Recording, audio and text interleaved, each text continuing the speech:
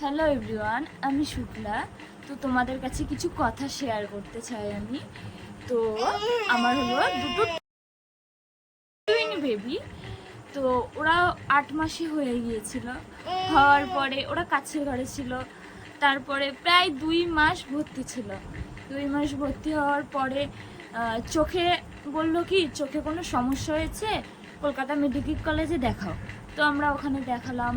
দেখানোর পরে এবার ওরা বলছে কি যে চোখের কন্ডিশন খুব খারাপ, তোমরা ইমিডিয়েটলি দিল্লি নিয়ে চলে যাও। এবারে আমরা দিল্লি নিয়ে গেলাম। দিল্লি নিয়ে যাওয়ার পরে তারপরে আমরা দিল্লির থেকে বলছি কি চোখের কন্ডিশন খুব খারাপ, তোমরা এখন আর কিচ্ছু করা যাবে না, তোমরা এখন 5 বছর নিয়ে আসো এইভাবে। এইবারে এবারে আমরা আর কিছু তো করলো না। এবার আমরা বাড়ি চলে আসলাম। বাড়ি আসার পরে তারপরে আমরা এখানে অনেক জায়গায় দেখালাম। সবাই বলছে কি আর হবে না, চেষ্টা করো না। তো জানি না ভগবান শেষ পর্যন্ত কি লিখে রেখেছে আমার এই ছোট্ট বাচ্চাটাকে। এই যে এটা হলো বড় মেয়ে, এটা হলো ছোট মেয়ে।